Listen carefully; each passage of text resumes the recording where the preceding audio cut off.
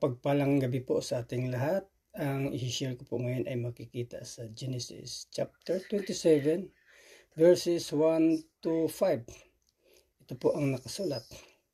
Si Jacob ay nanatili sa Kanaan sa lupaing tinitirhan ng kanyang ama. Ito ang kasaysayan ng sambayahan ni Jacob. Nang si Jose ay 17 taon na, nag-aalaga siya ng kawan kasamang kanyang mga kapatid sa ama. Ang mga anak ni Nina Bilha at Silfa na mga asawang lingkod ng kanyang ama, alam niya ang masasamang gawain ng kanyang mga kapatid, kaya't ang mga ito'y isinumbong niya sa kanilang ama. Mas mahal ni Israel si Jose kaysa ibang mga anak, sapagkat patanda na siya nang ito'y isinilang. Iginawa niya ito ng damit na mahaba at may manggas. Nang mahalata ng kapatid ni Jose na mas mahal siya ng kanilang ama, kinamuhian siya ng mga ito at ayaw siyang pakisamahang mabuti. Minsan na naginip si Jose at lalong namuhi ang mga kapatid niya nang ito'y kwento niya sa kanila. Yan lang po. Maraming salamat. Purihin ang Panginoon. God bless po. Magandang araw po sa lahat. Ang babasahin ko po ay makikita sa Genesis 37 verse 6 to 8. Sabi ni Jose, napanaginipan ko na tayo ay nasa bukid at nagbibigkis ng trigo. Tumayo ang aking binigkis at yumukod sa paligid nito ang iyong mga binigkis. Ano? Ano ibig mo bang sabihin ay maghahari ka sa amin? Tanong nila at lalo silang nagalit kay Jose. Yun lang po, purihin ng Diyos. Magandang gabi po sa lahat. Ang babasahin ko po ngayon ay makikita sa Genesis chapter 37 verse 9 to 11. Nanaginip muli si Jose at isinalaysay sa kanyang mga kapatid ang ganito. Nakita ko sa aking panaginip na ang araw, ang buwan at 11 bituin ay yumuko sa aking harapan. Sinabi rin niya ito sa kanyang ama at ito'y nagalit din sa kanya. Anong ibig mong sabihin? Tanong ng ama. Kami ng iyong ina't mga kapatid ay yuyuko sa harapan mo. Inggit na inggit kay Jose ang kanyang mga kapatid. Inisip-isip namang mabuti ng kanyang ama ang mga bagay na ito. Amen. Sa mapagpalang gabi po para po kay Brother Edwin. Ako po ay napakiusapang muli siyang ipagbasa ng verse mula po sa chapter 37 ng Genesis, verses 12 to 16. Sabi po rito, at yumaon ang kanyang mga kapatid upang magpastol ng kawan ng kanilang ama sa Sikem. At sinabi ni Israel kay Jose, di ba nagpapastol ng kawan sa Sikem ang iyong mga kapatid? Halika at uutusan kita sa kanila. At sinabi niya sa kanya, narito ako. At ang kanyang sinabi sa kanya, yumaon ka, tignan mo kung mabuti ang lagay ng iyong mga kapatid, at kung mabuti ang lagay ng kawan, at balitaan mo ako. Gayon sinugo siya mula sa libis ng Hebron, at siya'y naparoon sa Sikem. At nasumpungan siya ng isang tao, at narito na siya'y naggala na sa parang, at siya'y tinanong ng taong yaon na sinasabi, anong hinahanap mo? At kanyang sinabi, hinahanap ko ang aking mga kapatid. Ipinamamanhi ko sa iyo na sabihin mo sa akin kung saan sila nagpapastol. Amen po rin ang Panginoon sa pagkabasa po ng kanyang salita. Magandang gabi po sa inyo lahat. Ang isi-share ko po ngayon ay ang Genesis chapter 37 verse 17 to 20. Sinabi ng lalaki, umalis na sila at ang dinig ko'y sa Dothan pupunta. Sumunod si Jose at natagpuan niya roon ang mga kapatid. Malayo pa'y natanaw na siya ng mga ito. Nagkaisa sila patayin siya. Sinabi nila, ayan na ang mahilig managinip. Patayin na natin siya at ihulog sa balon. At sabihin siya'y isinila ng mabangis na hayop. Tingnan natin kung ano ang mangyayari sa kanya, mga panaginip. Amen. Magandang gabi po sa ating lahat. Ang isi-share ko po ngayon ay sa Genesis chapter 37 verse 21 hanggang 25. Narinig ito ni Ruben at binalak niyang iligtas si Jose. Sabi niya, huwag nating patayin. Huwag natin siyang pagbuhatan ng kamay. Ihulog na lamang natin sa balon. Sinabi niya ito sapagkat ang balak niya ay iligtas ang kapatid at dalhin ito sa kanyang ama. Paglapit ni Jose, hinubad nila ang mahabang damit nito na may manggas at inihulog sa isang tuyong balon. Habang sila'y kumakain, may natatanaw silang pangkat ng mga Ismailitang mula sa gilid. Ang kanilang mga kamilyo ay may kargang mga gagawing pabango na dadalhin sa Ehipto. Amen. Good morning po. Share ko po ngayon ay Genesis chapter 37 verse 26 to 30. At sinabi ni Judah sa kanyang mga kapatid, anong ating mapapakinabang kung ating patayin ang ating kapatid at ilihim ang kanyang dugo? Halik kayo at atin siyang ipagbili sa mga Ismailita at huwag natin siyang pagbuhatan ng kamay sapagkat siya ay ating kapatid, atin din laman. At dininig siya ng kanyang mga kapatid. At nagsisipagdaan ang mga lakal ng mga Midianita at kanilang isinampa si Jose sa balon. At pinagbili nila si Jose sa mga Ismailita ng 20 putol na pilak at dinala si Jose sa Ehipto. Nagbalik si Ruben sa balon at narito na si Jose ay wala sa balon. At narito, hinapak ang kanyang mga suot. At siya'y nagbalik sa kanyang mga kapatid. At kanyang sinabi, wala ang bata at ako, saan ako paroroon? Amen. Isang mapagpalang gabi po sa ating lahat. Para po sa ating devotion, ako po'y naatasang ibahagi sa inyo ang Genesis chapter 37 verses 31 to 36. Sabi po rito, at kanilang kinuha ang tunika ni Jose at sila'y pumatay ng isang lalaking kambing at kanilang inilubog ang tunika sa dugo. At kanilang pinadala ang tunikang may sari-saring kulay at dinala sa kanilang ama at kanilang sinabi, ito'y aming nasumpungan, kilalanin mo ngayon kung tunikan ng iyong anak o hindi. At kanyang kinilala at sinabi, siya ngang tunikan ng aking anak. Sinakmal siya ng isang masamang hayop. Si Jose ay walang pagsalang nilapa. At hinapak ni Jacob ang kanyang mga suot at kanyang nilagyan ng maggaspang na damit ang kanyang mga balakang at tinangisang maraming araw ang kanyang anak. At nagsitindig ang lahat niyang mga anak na lalaki at babae upang siya'y aliwin. Datapwat tumanggi siyang maaliw at kanyang sinabi, sapagkat lulusong akong tumatangi sa aking anak hanggang sa Sheol, at tinangisan siya ng kanyang ama. At ipinagbili siya ng mga Midianita sa Ehipto kay Potifar, puno ni Faraon na kapitan ng bantay. Amen. Purihin ng Panginoon sa pagkabasa po ng kanyang salita. Genesis chapter 37 verse 1 to 8. Jacob lived in the land where his father had stayed, the land of Canaan. This is the account of Jacob's family line. Joseph, a young man of 17, was tending the flocks with his brothers, the son of Bilhah, and the sons of Zilpah, his father's wives, and he brought their father a bad report about them.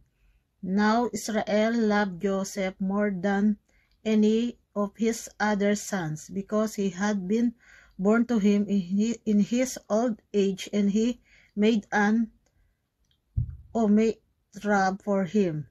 When his brothers saw that their father loved him more than any of them, they hated him and could not speak a kind word to him.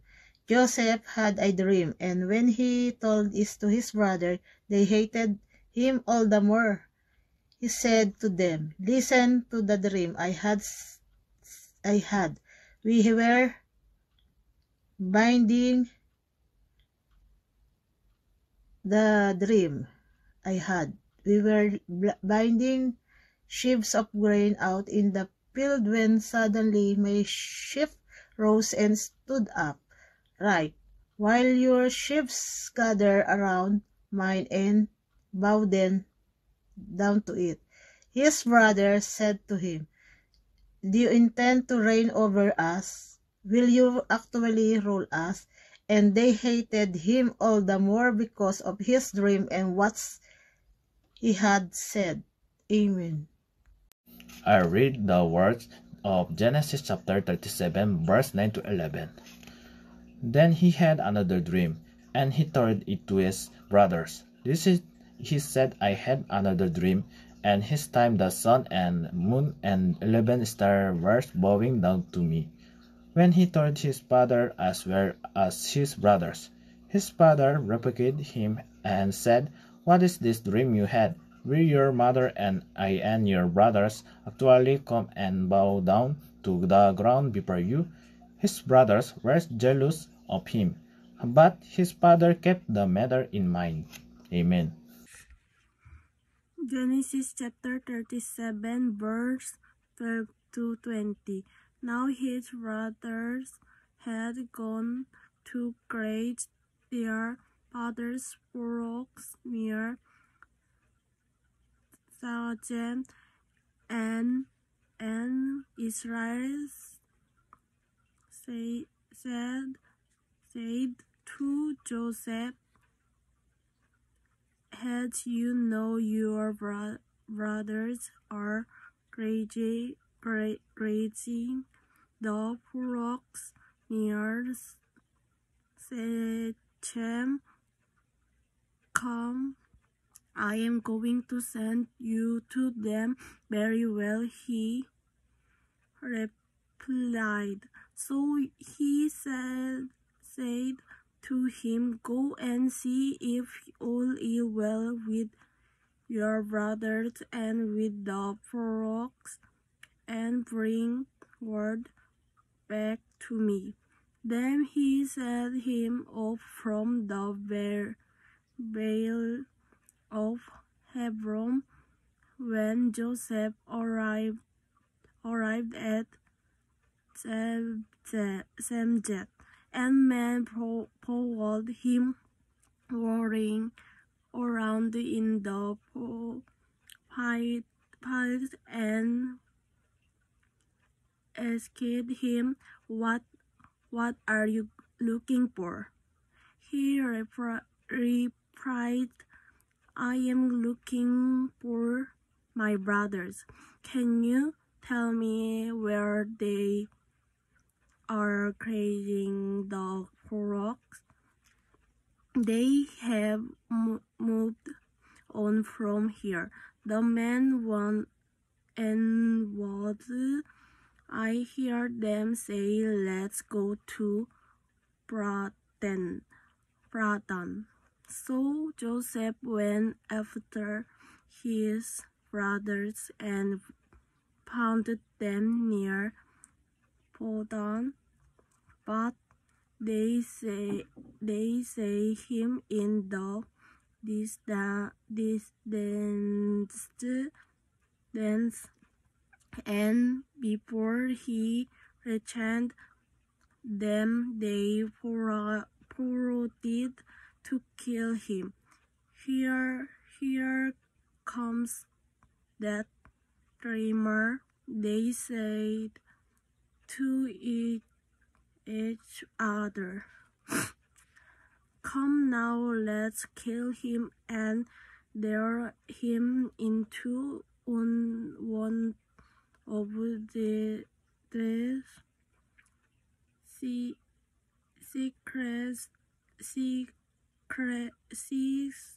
six tombs, and say that of Precious animal devored him. Then while she want comes to he dreamers. Amen. Mapagpalang gabi po sa inyong lahat. Ang ibabahagi ko pong verse sa gabing ito ay sa Genesis chapter 37 verses 21 to 25 na sinasabi, "But Reuben heard this and rescued him out of their hands and said, Let us not take his life." 22, Reuben further said to them, "Shed no blood. Throw him into this pit that is in the wilderness, but do not lay hands on him, that he might rescue him out of their hands, to restore him to his father." 23, so it came about, when Joseph reached his brothers, that they stripped Joseph of his tunic, the varicolored tunic that was on him. 24, and they took him and threw him into the pit. Now the pit was empty, without any water in it. 25, then they sat down to eat a meal, and as they raised their eyes and looked, behold, a caravan of Ishmaelites was coming from Gilead, with their camels bearing aromatic gum and balm and myrrh, on their way to bring them down to Egypt. Amen. So, purihin po natin ang ating Panginoon. Magandang gabi po, and God bless everyone. Magandang pagpapalang muli po sa ating lahat at nasa Genesis chapter 37 na po tayo. Ang aking pong babasahin ay sa verses 26 to 30. Ang sabi po rito, sinabi ni Judah sa kanyang mga kapatid, "Wala tayong mapapala kung papatayin natin ang ating kapatid. Mabuti pa'y ipagbili na lamang natin siya sa mga Ismaelita kaysa ating saktan. Siya'y kapatid din natin, laman ng ating laman at dugo ng ating dugo." At sila'y nagkasundo, kaya't nang may dumaraang mga mangangalakal na Midyainita, iniahon nila si Jose at ipinagbili sa halagang 20 pirasong pilak. At si Jose dinala ng mga Ismaelita sa Ehipto. Pagbalik ni Ruben sa balo, nakita niyang wala na roon si Jose. Sa laki ng kanyang pagdarandam, pinunit niya ang kanyang damit. Lumapit siya sa kanyang mga kapatid at ang sabi, "Wala na sa balon si Jose, ano ang gagawin ko ngayon?" Purihin ang Diyos sa pagkabasa ng kanyang mga salita. Ito po natin, kahit na yung pag-uugali ng mga kapatid ni Jose. Dito rin po natin matututunan bilang magulang na kasi dito sa kanila, kaya naging ganun sila, maaari nakita nila sa kanilang ama na may favoritism po, no? Si Jacob, ang favorito niya talagang anak itong si Jose, na isinilang na siya ay matanda na. Kaya ganun na lamang niya kamahal si Jose. Nagkaroon siya ng paborito at pinakamahal na anak. Kaya po, maaaring nagselos ang mga anak niya rito at yun ang naging daan na nagkaroon sila ng muhi sa kanilang kapatid na si Jose, dahil hindi nagkaroon sila ng selos, no, po na nauwi sa pagkamuhi sa kanilang kapatid, kaya nila napagbalakan na ito ay patayin, no, pagkaisa nila itong patayin. Subalit ang kanilang panganay na kapatid na si Ruben ay nagsuggest doon sa kanila na huwag na lamang patayin ito, itapon na lamang sa balon, sapagkat nais niya itong sanang iligtas.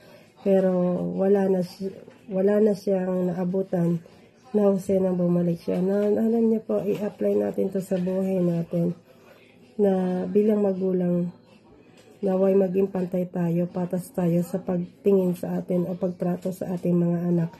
Dahil hindi natin namamalaya na sa pinapakita natin sa ating mga anak, nagkakaroon yung iba ng selos po, no?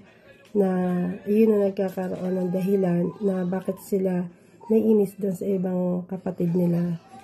Na dapat bilang magulang, pantay po tayo, patas po tayo kung paano natin itrato, paano natin mahalin ang ating mga anak.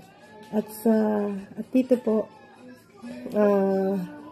makikita natin doon sa buhay ni hakob na talaga yung pagmamahal niya at pabor niya doon sa kanyang anak na pinakamamahal na si Jose. Yun ang nagtulak doon sa mga kapatid niya ni Jose na siya ipagbalakang patayin. At dito sa buhay po ni Jose, ang matututunan natin dito, yung magtiwala sa ating Panginoon na sa di magandang nangyari sa buhay niya, na ginamit, ginamit dito sa hindi magandang sitwasyon yung mga kapatid niya pa. Nakadugo niya, laman ng laman niya at dugo ng dugo, na nabanggit dito. Na yung masamang, yung hindi kagandang nangyari sa kanya ay ginagamit na pinayagan ng ating Panginoon na mangyari dito sa kanya upang maipakita yung pinaka mas malaking magandang plano pa rin ng ating Panginoon sa kabila ng sakit na nangyari po sa sitwasyon ni Jose, At alam niyo po dito matutunan natin din yung paano tayo magpatawad, na ang magiging susi natin ay yung magpatawad.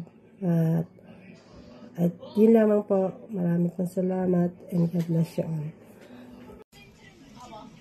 Mapagpalang gabi po sa ating lahat at muli po tayo magbabalik sa ating pong ginagawang daily devotion at andito na po tayo sa Genesis 37. Ang verse ko pong babasahin ay sa English translation po mula po sa Genesis sa verse 31 hanggang 36 po. At sinasabi po sa talatang ito, Then the brothers killed the young goat and dipped Joseph's robe in its blood. They sent the beautiful robe to their father with this message, Look at we found. Doesn't this robe belong to your son? Their father recognized it immediately. Yes, he said, It is my son's robe. A wild animal must have eaten him. Joseph is clearly been torn to pieces. Then Jacob tore his clothes and dressed himself and bore up. He mourned deeply for his son for a long time. His family all tried to comfort him, but he refused to be comforted. I will go to my grave, mourning for my son, he would say, and then he would weep. Meanwhile, the Midianite traders arrived in Egypt, where they sold Joseph to Potiphar, an officer of Pharaoh, the king of Egypt. Potiphar was captain of the place guard. Amen. Salamat po sa Panginoon sa pagbasa po ng kanyang salita. God bless po.